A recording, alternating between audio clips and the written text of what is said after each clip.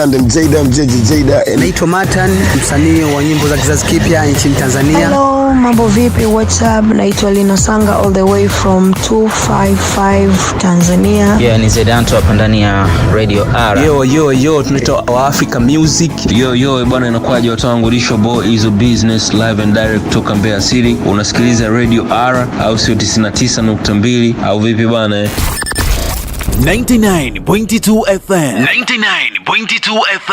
Live from Stuttgart City, Germany. It's 24 hours a day, 7 days a week. Non-stop African hits. Broadcasting live from Stuttgart City to the world. 99.2. Radio RFM. A place where music lives.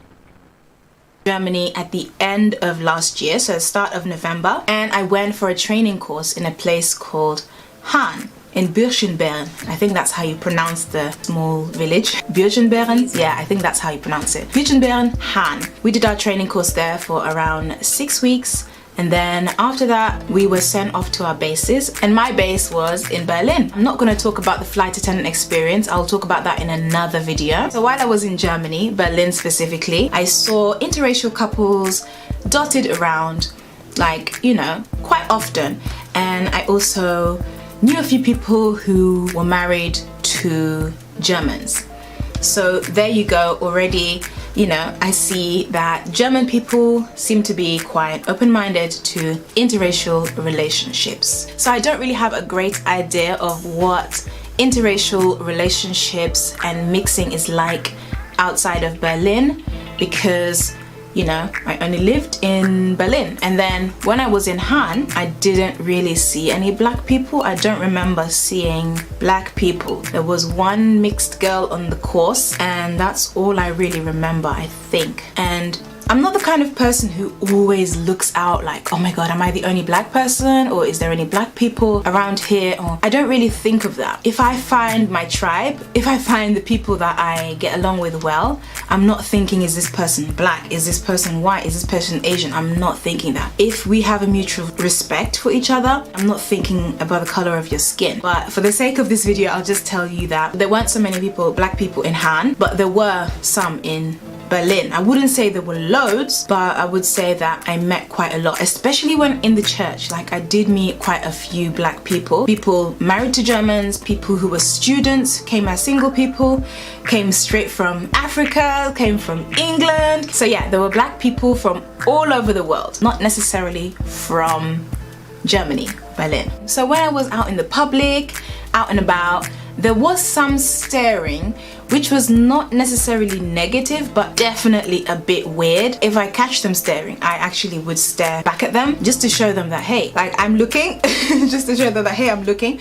Sometimes they would say something, other times they would just look away, you know, because it's always a bit awkward and somebody's staring at you and they're not smiling, or they're not saying, hey, good day, or, you know, just kind of like making an interaction. It's kind of just like gawking, staring, and I would have thought that Berlin would have been past that by the things I've heard, but I guess people are still a bit not used to black people out and about in Germany, and I guess some people do live quite sheltered lives where they only kind of hang around in their own circles, and they tend not to mix with people that are not the same skin tone as them. So I noticed there was those weird looks. Sometimes it's almost like a scornful kind of look. Other times it's super friendly and they smile, and I'm just like, yeah, that's how to do it. That is how to style it out. That is how you style out a weird look. I guess some people know and some people just do not know. More on a positive-ish kind of note. So one morning I was actually out for an exhibition that one man invited me for. I met him in a cafe, and he invited me for an architecture exhibition because he was an architect. So I said, okay, why not? Now, meeting him, as far as I knew, was not a date because there was no flirting. Plus, he was carrying a child.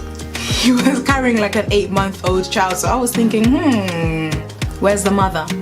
But I thought, okay, maybe he's divorced, maybe he's just making friends, maybe he really loves this exhibition and just I don't know. I was just thinking it was more of a friendship kind of invite, not really a date. but that's beside the point. When we got talking in the cafe, do you guys know Coffee Fellows? That was a coffee shop that I frequented in Berlin. So I was there, I was standing in the queue about to get my chai latte, and then the man was standing in front of me. He was the baby. The baby was actually quite cute, I must say, and he was just smiling, and he had those doe eyes where it was just like, the baby was, you know, those babies that are just charming and they actually know how to get you. I think people actually use those babies to their advantage to actually catch women and to actually get attention. I think men are actually on a mission to, you know, use their babies to actually flirt with ladies. I know.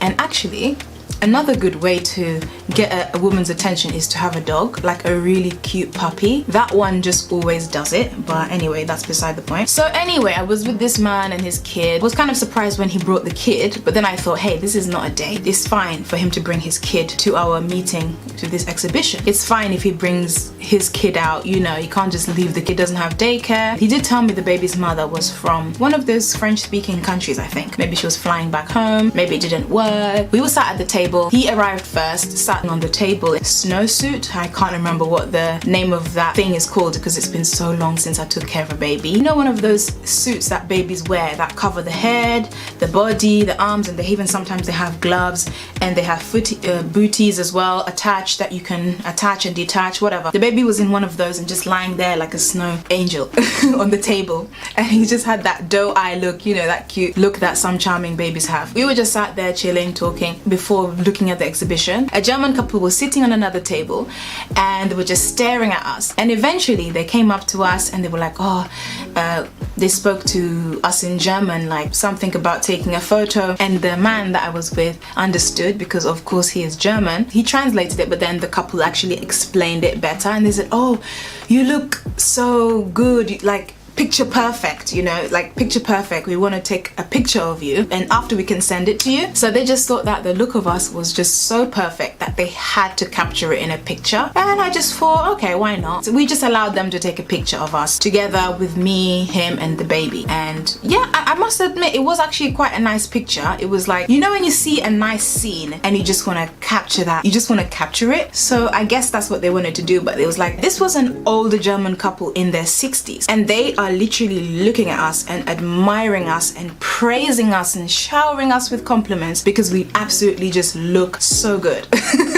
so yeah, you know, you just see that couple. Not that I'm saying that we were a nice couple, like I was not really attracted to the man like in that way. Like I said, it wasn't a date to me. Of course I would have, you know, liked it to be a date if I was attracted or if I saw the potential, but to me, because I wasn't really into it in that way, it wasn't a date, you know? I feel like in these situations you can always kind of navigate the way you want it to go depending on what you want out of it. But because I didn't want anything out of it like romance, I didn't think that. And I'm not 100% sure, but I think it was obvious that I was not the mother because the kid is really pale. I don't know if they've paid attention to that, but the kid, you know, is really pale. The man was also pale. I'm dark, so yeah, I mean, I think if I'm to have a mixed kid, I think they would be quite golden brown or, you know, caramel. So I don't think they actually thought about that. You know, I could have been a stepmother, you know? They still thought that we looked good. Stepmother, mother, whatever, I don't know what they thought, but we still looked good in their eyes, and they were pretty like appreciative of our presence in the public space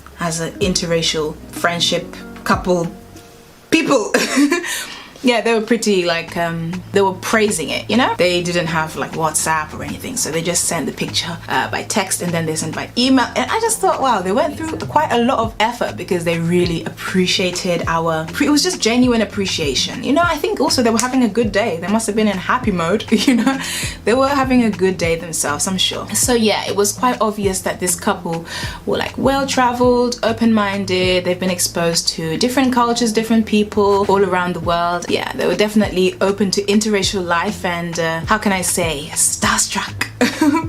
Okay, I'm not a star, but you know what I mean. You know, like when you just see like something good, you just like in admiration. Alright, so as you can see, this video has started off to more of a positive note, appreciative note, and I'm gonna continue on that note. So before that meeting with this guy at the cafe, I did have a date from Bumble. Yeah, actually we did meet on Bumble. Yeah, so he actually told me I'm genetically blessed because I'm black. And me, I didn't think I was in particularly good shape or looking my best. Of course I made an effort for that day, but I didn't really think of myself as so extremely special. But he was like, you know, you genetically are at an advantage because you are black, and you know, it's just a given, you know. You've got good genes. This is what he was telling me. And so I was like, okay, so he knows. I think that yes, we black people, we do have some features which do make us really blessed in terms of not wrinkling so early, melanin, which protects us from the sun rays, even though it's a good idea to wear sun protection, sunscreen in the hot sun and like on the mountain where you could easily get beaten by the sun. Yeah, we have some qualities which make us unique, and it's quite nice when those things are appreciated by other races as well as our own, because as black people we already know this. For us it's normal to have these qualities, even though through history some of our features have been made fun of. You know, like the bum shape has always kind of like been drawn as kind of like this big thing, which is just like, how do I describe it, which is just has kind of been made fun of. You know, there's this lady who's made like a clown in society, and they just emphasize all her features, like her lips and her nose and her bum, and all of her features are just there on display, and she just made like a clown. But they're not actually bad things. It's just sometimes like any feature can actually be enhanced in a bad way or a good way. We know we have these features, we know that, and we appreciate them, but it's quite good when somebody else appreciates them too. Yeah, that was one experience, but I never really looked too deep into it. I was just like, okay. And I never ever view when somebody's giving me a compliment without any kind of weirdness as a fetish, because I know some people would take that kind of compliment as a fetish, but I don't take it as a fetish, because I feel like black people can actually fetishize other black people. White people can fetishize white people, just as a black person can fetishize a white person and a white person can fetishize a black person. It works both ways. So if somebody's just giving me a normal compliment to do with my actual genetics, especially if it's in a positive way, I'm just like, okay. So he knows. And it's always nice when a fit person gives you a compliment, you know what I mean? An amazing painter gives you who's doing a doodle a compliment, you're gonna be like, oh my god, coming from you, that's amazing. Or if somebody's like an amazing chef and they like your food and they say, this is a really great dish, it's like, oh my god, that's amazing. And if somebody is actually into fitness, fit, strong, healthy and everything, and they're giving you a compliment, yeah, of course. Okay, so he was also asking me if I had known certain people from YouTube, black people from YouTube that he was following, and I was like, no, sorry, I don't know, because there's so many black people on YouTube, there's so many people, fitness people on YouTube, that I don't know all of them. I know a couple who I follow because I feel like they have the physique that I admire, and I'm not following like loads of fitness people or loads of people in general, so I wouldn't really, you know, because nowadays I feel like now I'm more focused on creation as opposed to consumption, so it's hard for me to keep up with everything. Plus, even if I did know a lot of people on YouTube, black people, I still might not know that specific person, because I'm just like, it's just such a big platform. I know sometimes people ask you, oh, do you know so-and-so, or do you know so-and-so, she's black too, he's black too, and you're like, not really, I don't know them, sorry.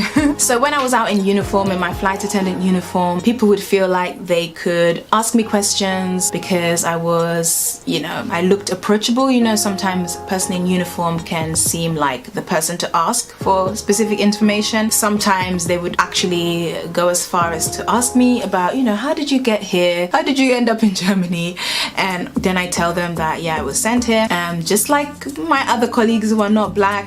And yeah, they are usually surprised by my accent. It's just like I found a lot of people had that openness to start conversations. I mean, there was even one time a German lady, as I was just done with work, she was an ex-flight attendant for Lufthansa, and she saw me in my uniform, and she just started talking to me, and we had a long conversation. I missed my train. I missed my S-Bahn, but we were talking, and she was just super open. She told me I had the best time. I loved my job.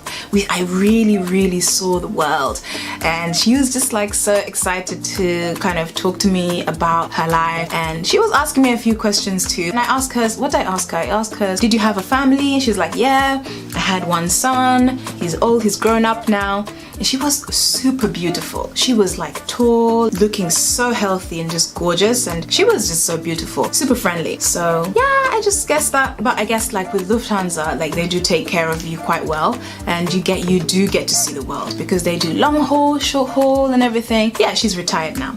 And did I have a lot of those conversations? Not so many, but I guess at that point we did have something to relate to, which was the flight attending. So time to get into the not so nice stuff. So sometimes when I was just walking from one place to another, I get some weird people rolling down their windows, making weird gestures. Don't know what they wanted. I don't even want to assume, but I can't assume. They're making it obvious. They kind of, I don't know who they're trying to pick up or who they think I am, but yeah, this was not in uniform. This was just in casual clothes, which are really, modest. They would roll down the windows and just, Actually, one time one German guy stopped, but he actually wanted to help me, to give me a lift somewhere. Polish guy who's been in Germany for like 30 years or something. But yeah, I feel like that kind of rolling down the windows thing happens in England too. It just happened to me earlier this week and I really didn't like it. He's just like rolling down the windows and staring. At first I was thinking maybe he wants to tell me that I dropped something, or maybe something's behind me to look out for, but no, it was just staring, kind of soliciting. Oh my god, I was grossed out. I was just absolutely disgusted. I know some women, when this happens to them, they actually give these guys the attention. These are not the guys to be giving your attention to. I have a funny story about this. It's kind of going off topic, but one time me and Esther, my sister, were in traffic in central London, right by Tower Hill, and we were driving, just driving, cruising, maybe driving to church, probably. So then Esther's in the driver's seat, it was her car, and I was sitting, of course, next to her in the front, and then one guy in a Jeep or Land Rover, one of those big cars, rolled down his window and started giving us the eye. And so I said to Esther, roll down your window. So we rolled down the window and we just gave him the attention he wanted. We just gave it to him. We just looking at him like smiling, just giving him the attention that he wanted. And we just gave him the attention like, hi. He was dumbstruck. He didn't even know how to act. He didn't even know what to do. Like, it's funny because like most of these guys try to give you the eye and they just expect you to be like, who's he talking to, But we did the complete opposite. We just rolled down the window. Hi, how are you? Yeah, we just gave him the attention he wanted, and he literally didn't even know how to act. I wish Esther was here to tell the story with me, but anyway, that's just an aspect. Okay, so back to the story. Right, so one time I was in Kaufland, which is a German supermarket, one of my favorite German supermarkets actually. 99.22 FM. This is Radio Ara. Home of African